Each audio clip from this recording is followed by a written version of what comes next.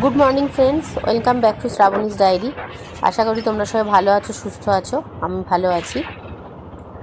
আজকে যে ভ্লগটা তোমাদের সাথে শেয়ার করছি সেটা একটু পুরনো। আমার ছেলের ভ্যাকেশনের সময় আমরা তারাপীঠ বেড়াতে গেছিলাম, তো এটা সেই সময়কারই একটা ভ্লগ, মানে ভিডিও বলতে পারো। সেটাই শেয়ার করব তোমাদের সাথে। আমরা তারাপীঠ গেছিলাম, যদিও তারাপীঠের কোনো ভিডিও আমি করিনি, মন্দিরে পুজো দেওয়া বা মন্দিরের কোনো ভিডিওই আমি করিনি। আমরা ম্যাসেঞ্জর গেছিলাম তারাপীঠ থেকে, তো এটা ম্যাসেঞ্জরেরই ভিডিও তোমাদের দেখাচ্ছি। গেছিলাম আমি, আমার ছেলে, আমার হাজব্যান্ড আর আমার মা, চারজনে গেছিলাম। যেহেতু পুরনো ভ্লগ, অনেক কিছু স্টিল ফটো তুলেছি, তখন তো আমি ভ্লগ করতাম না, তো সেই জন্য অনেক স্টিল ফটো আছে যেগুলো শেয়ার করা সম্ভব হয়নি। তো যেগুলো ভিডিও আছে সেগুলোই তোমাদের সাথে শুধু শেয়ার করলাম। দেখতে থাকো।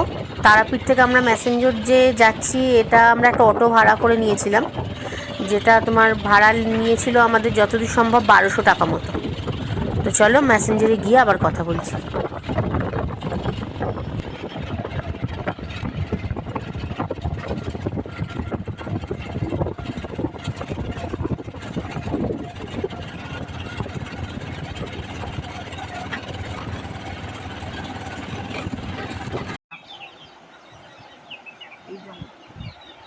ম্যাসেঞ্জর পৌঁছে গেছি।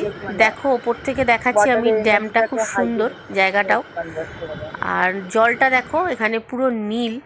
আমি যদিও তোমাদের ওপর থেকে দেখাচ্ছি, তো দেখতে পাবে একটু পরে আমার ছেলে আর আমার হাজব্যান্ড নিচে নামবে, পাশ দিয়ে একটা রাস্তা আছে, ওরা নিচ থেকেই ভিডিও তুলে দেখাবে। আমি নামিনি, কেননা মায়ের পায়ে ব্যথা, মা তো নামতে পারবে না, তো মাকে ওপরে একা রেখে আমি আর নামিনি।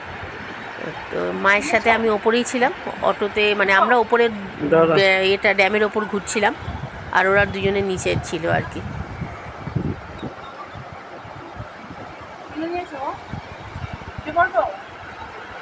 উঠবি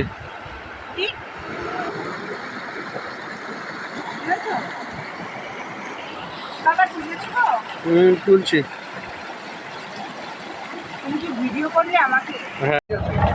ম্যাসেঞ্জর ঘোরা কমপ্লিট হয়ে গেল। তো এখান থেকে এবার কোন দিকে যাব আমরা আগে ঠিক করে উঠতে পারছিলাম না, যে শান্তিনিকেতন যাব না তারাপীঠ আবার ব্যাক করব। তো সেই হিসেবে যেহেতু আমরা চারজনেই গেছিলাম, চারজনেই বড় যেহেতু, খুব বেশি মানে লাগেজ আমরা ক্যারি করিনি, যার জন্য খুব একটা অসুবিধা ছিল না। তারাপীঠ থেকে বেরোবার সময় আমরা তারাপীঠের হোটেলটা ছেড়ে দিয়েছিলাম, যে বাই চান্স যদি আমাদের ওখান থেকে ইচ্ছে করে শান্তিনিকেতন যাব, তো শান্তিনিকেতন বেরিয়ে যাব, আর না হলে যদি তারাপীঠে ব্যাক করি তো আবার ওই হোটেলের রুম নিয়ে নেবো। অন্য কোনো ওই রুমে যদি অন্য কেউ এসে যায় তাহলে অন্য কোনো রুম, নাহলে অন্য ওই রুমটাই নিয়ে নেবো। তো এই হিসেবে কথা বলেই বেরিয়েছিলাম হোটেলের যে ম্যানেজার ছিল তার সাথে। তো ম্যাসেঞ্জার থেকে বেরিয়ে আমার হাজব্যান্ড বললো যে না, আমরা শান্তিনিকেতনই চলো, বেরিয়ে যাই। তো এটা ঠিক করে অটো নিয়ে গেছো তাকে বলতে, সে প্রথমে বললো না, ওরমভাবে তো এই রুট থেকে ওই রুটে যাওয়া যায় না, তো ওরমভাবে গেলে যে অসুবিধা হতে পারে, আপনারা তাড়াতাড়ি ব্যাক করুন, দিয়ে কালকে বরং শান্তিনিকেতন যাবেন। তো বারবার ধরে রিকোয়েস্ট করতে উনি রাজি হলেন। 1500 টাকা উনি চার্জ করেছিলেন শান্তিনিকেতনে। তো তার মধ্যে যাওয়ার পথে আমাদের কঙ্কালীতলা মন্দিরটাও ঘুরিয়ে দেখিয়ে দেওয়ার কথা ছিল। তবে আমাদের যে অটো ড্রাইভারটা ছিল উনি খুব ভালো ছিলেন। তো রাস্তার মধ্যে যাওয়ার সময় আর একটা মন্দির পড়েছিল, ওটাও একটা মানে সতীপীঠ বললো, নন্দিকেশ্বরী। এটা ওটা তোমার একদম স্টেশনের ধারে নন্দিকেশ্বরী মন্দির। তো ওটা আমরা দর্শন করেছিলাম সাঁইথিয়া স্টেশনের একদম, মানে সাঁইথিয়া স্টেশনের একদম পাশেই, রেল লাইন থেকে পুরো দেখা যায়। তো ওটা আমরা দর্শন করেছিলাম, ওখানে পুজো দিয়েছিলাম, কঙ্কালীতলাতেও পুজো দিয়েছিলাম, কিন্তু ওগুলোর ভিডিও কিছু করতে পারিনি, মানে এমনি স্টিল ফটো তুলেছিলাম, যার জন্য ওগুলো তোমাদের সাথে শেয়ার করতে পারছি না। তো এবার ওইগুলো দেখে তারপর আমরা শান্তিনিকেতনের দিকে গেছি আর কি। তো তারাপীঠ থেকে শান্তিনিকেতন অনেকটাই রাস্তা, অনেকক্ষণ সময় লেগেছিল। কঙ্কালীতলায় পুজো টুজো দিয়ে ওখানে একটুখানি বসেছিলাম। মন্দিরটা খুব সুন্দর, খুব শান্ত পরিবেশ, কঙ্কালীতলার মন্দির। ভালো লাগছিলো একটুখানি বসে বসে। তারপর আবার ওই অটোতেই আমরা শান্তিনিকেতন যখন ঢুকলাম, তারপর ওখানে হোটেল নিলাম, কারণ হোটেল তো আমরা বুক করে যাইনি, শান্তিনিকেতন হঠাৎ করে এসেছি বলে। তো হোটেল নিয়ে ঠিক করে আবার ওখানে একটুখানি ফ্রেশ হয়ে তারপর ঠিক করেছি যে বিশ্বভারতী আর সোনাঝুরির হাটে যাবো, কারণ সোনাঝুরির হাট ওই দিনই বসতো। ওই দিন যতদূর সম্ভব শুক্রবার ছিল, সোনাঝুরির হাট ওই দিনই বসতো। মানে আমাদের অটো ড্রাইভারটাই বলে দিয়েছিল যে ওই দিন সোনাঝুরির হাট বসতো। তো ওনাকে বলেছিলাম যে আপনি আমাদেরকে ঘুরিয়ে দিন।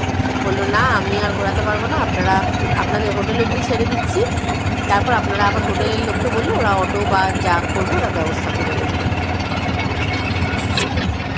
তো হোটেলে যাই, তারপর কথা বলবো।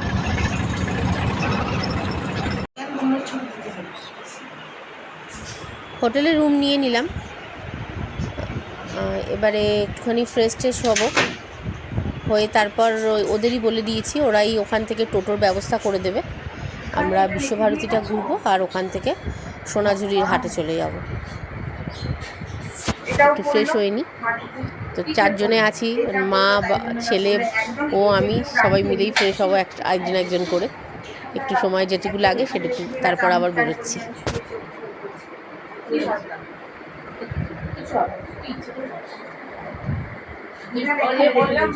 দিদান রাখিনি, আমি রেখেছি সবকিছু। তুই দিদান দিদান করিস কেন?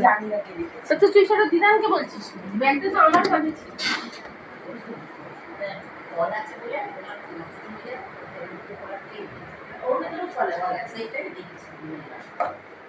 কবিতা লিখেছি।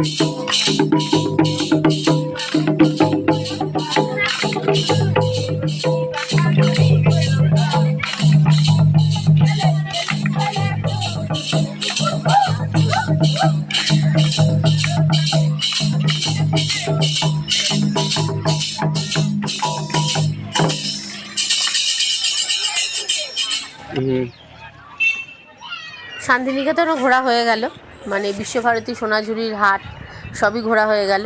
তো ওখানে সুন্দর সাঁওতাল নাচ হচ্ছিলো, তো আমি দাঁড়িয়ে দাঁড়িয়েই প্রথমে দেখছিলাম।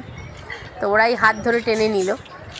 আমি খুব একটা নাচতে পারি না বলে আমি প্রথমে যেতে চাইনি, একটু লজ্জাও করছিল, কিন্তু ওরা বলল আসতে। খুব মজা লাগছিল। তারপরে ওদের নাচের ধরন, গান খুব সুন্দর, খুব এনজয় করছিলাম। তো এবারে একটু হাটটা ঘুরবো, হাট থেকে কিছু তো কিনবো যেহেতু এসছি। তো সেই রকমই কিছু জিনিস কিনে নিয়েছিলাম। যেমন আমি কিনেছিলাম আমার জন্য কুর্তি, কিনেছিলাম একটা শাড়ি, ছেলের জন্য কুর্তা, ওর কুর্তা। আর মা শাড়ি কেনেনি, মায়ের ভালো লেগেছিলো, খুব সুন্দর ব্লাউজ ওখানে, খুব ভালো লাগছিলো দেখতে ব্লাউজের প্যাটার্নগুলো। তো মা ব্লাউজ কিনেছিল। আমি খুব হালকা রঙেরই একটা শাড়ি কিনেছিলাম, যেটা মানে আমি খুব একটা শাড়ি পরি না, শাড়ি কিনতেই চাইছিলাম না, তো মা জোর করতে কিনেছিলাম। তো কখনো ওটা মাও পরতে পারবে এরকমও মানে কিনেছিলাম, হালকা হালকা শাড়ি কিনেছিলাম। আর ওইগুলো সব আমি ভিডিও করতে পারিনি, তখন তো ব্লগ করতাম না, সেই জন্য ওগুলো ভিডিও করিনি। তো আশা করছি আজকের ব্লগটা তোমাদের ভালো লাগবে। আজকে এখানেই শেষ করছি। তো আমার চ্যানেলটাকে সাবস্ক্রাইব করে দিও। আর তোমরা তো নিশ্চয়ই সোনাঝুরি গেছো, তো তোমাদের এক্সপিরিয়েন্সটা আমার সাথে শেয়ার করো কমেন্টে। তো আজকের মতো টাটা, গুড নাইট।